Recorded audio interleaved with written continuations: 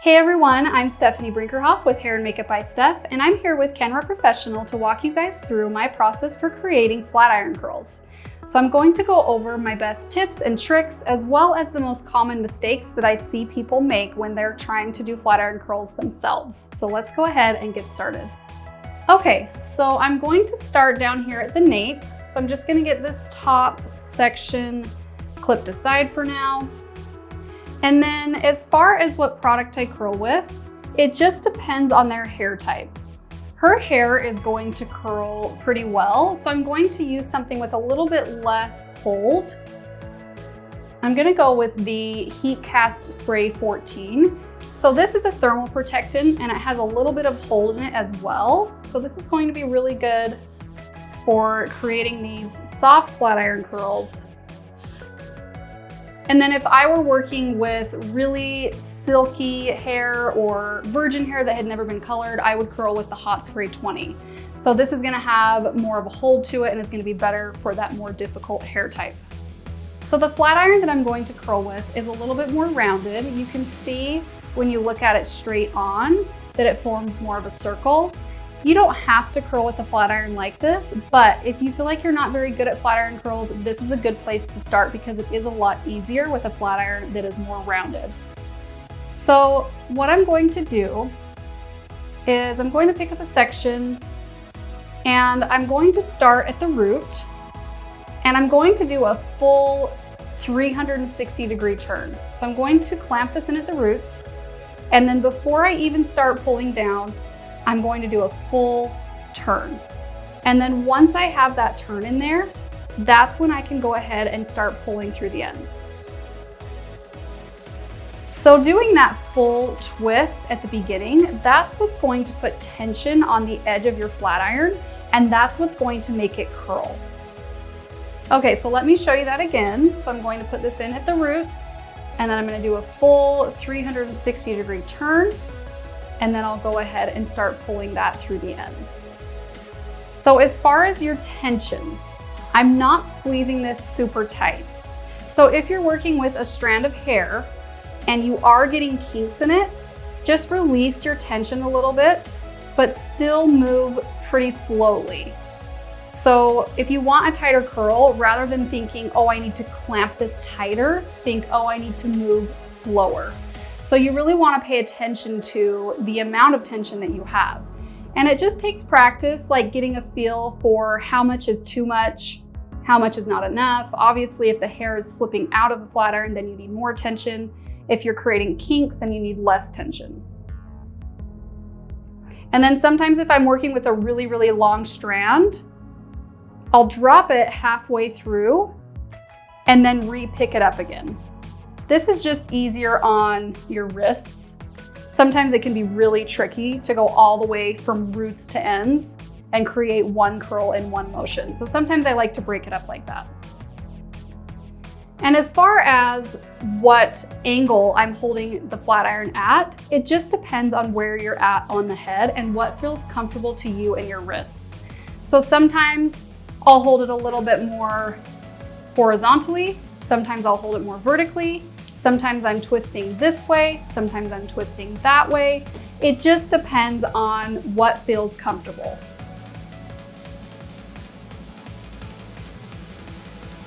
So since I am going to leave this all down, I'm going to alternate the direction that I'm curling the hair so that it doesn't all blend together. So on the sides, I'll curl everything away from the face, but once I get in the back, I'm gonna kind of break it up and go opposite directions to give it a little bit more dimension and make it a little bit piecier. Something else to keep in mind as well, if you're wanting to create a bouncier curl, try to pull the strand a little bit more horizontally as you curl. So I'm pulling it directly out to the side. And that's gonna give me a bouncier curl. So you can see through the ends, that's a little bit bouncier. If I'm wanting to create more of a beachy curl, then I'm going to pull the hair a little bit more down as I curl. And that's going to kind of stretch the curl out and make it longer and flatter, giving me more of a beachy wave. So I'm pulling down on this, and you can see the difference between this one that's a little bit longer and this one that's a little bit more bouncy. So I am gonna do more of a beachy wave on her. So I'm going to start pulling the hair more down as I curl. Some of these that I did earlier are a little bit bouncy, so I'm just gonna go through and kind of smooth those with my flat iron a little bit to soften them. So a couple other things to keep in mind.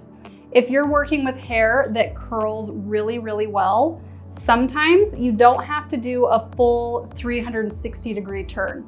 You just wanna focus on getting tension on the edge of your flat iron. So for example, I can clamp this in and do a 180-degree turn, and I still have enough tension here on the edge that this is going to curl.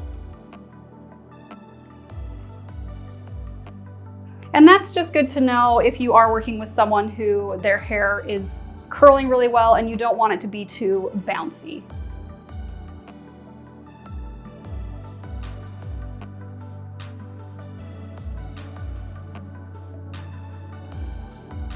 And then because I am doing a beachy wave, I'm going to leave her ends a little bit more straight.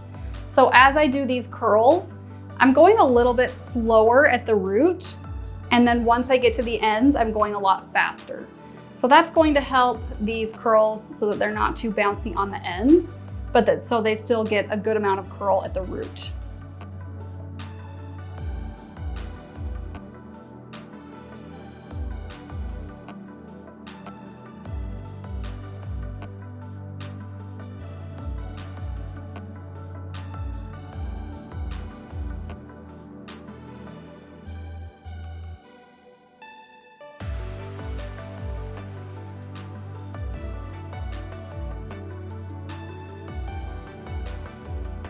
Okay, and before I move on, I'm just going to go in with some of the Kenra Glass Spray 6, just to help with frizz and give this a little bit of shine and separation. Okay, now I can go ahead and let down another row of hair. And then I'm just applying my Heat Cast Spray 14 once again. Just lightly misting this in from roots to ends.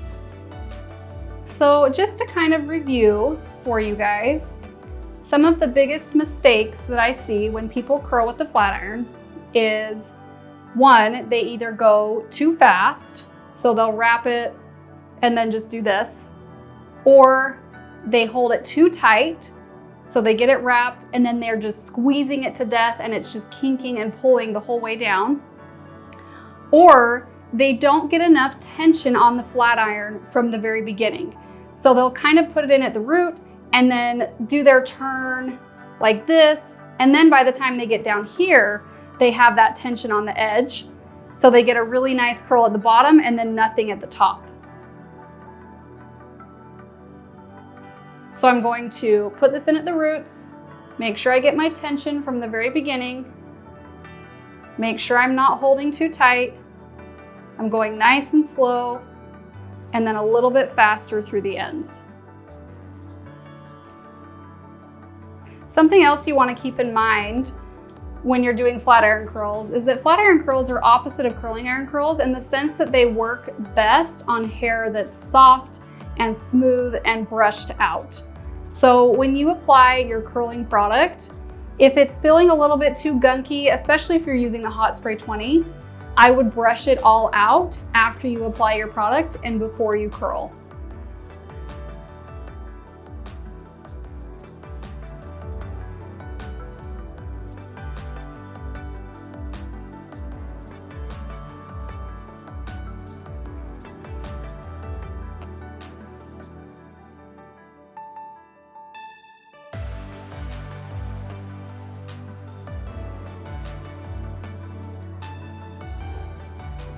One other thing that I see people struggle with when they do flat iron curls is getting that rotation in the flat iron.